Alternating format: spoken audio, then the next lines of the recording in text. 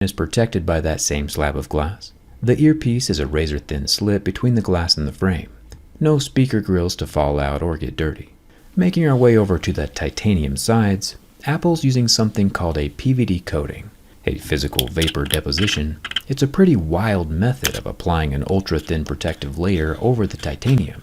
I don't know enough about PVD to talk about it in depth, but you know, it is scratchable. Exactly like the anodized aluminum. Everything except for this 5G antenna slot. For some reason this oval is just not scratching. I think they should make a whole phone out of whatever this stuff is. The power button is scratchable, however, and not removable, along with the top and entire left side.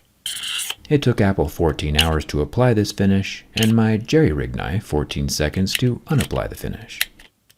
The new action button is scratchable, and our USB-C port down near the bottom is an actual USB 3 with 10 gigabit transfer speeds. The regular iPhone 15 is just USB 2, and if you don't know what that means, you'll be just fine with either.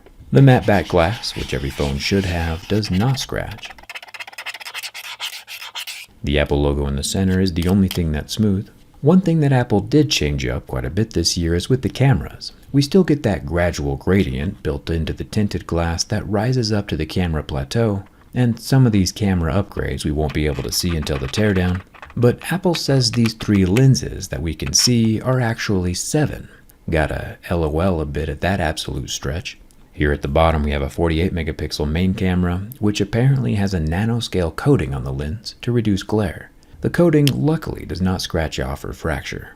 The coolest camera is definitely the middle one, a 12 megapixel 5x tetra prism telephoto lens that redirects and reflects light 4 times before hitting a 3D sensor shift OIS stabilizer. If there's one reason to take apart the iPhone 15 Pro Max, it's to see what in the world that looks like from the inside. Then up top we have a 12 megapixel ultrawide.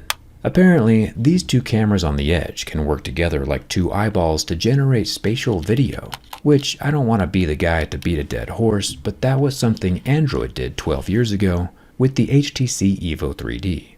Probably before some of you kidlets with iPhones were even born. Gotta honor your ancestors.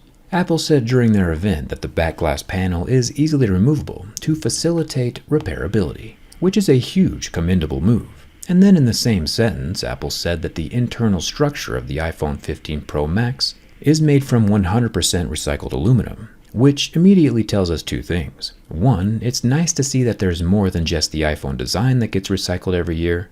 And 2, the internal frame is not solid grade 5 titanium, only the exterior. This explains quite a bit. The iPhone 15 Pro Max has a 6.7-inch OLED display with 2000 nits of outdoor brightness and 120 Hz refresh rate, and lasts for about infinity seconds before having no reaction to my lighter. Nice work, Apple. We'll try out my big boy lighter in a second. It's time to see if the new blended aluminum titanium grafted hybrid structure compromises the structural integrity of the iPhone 15 Pro Max.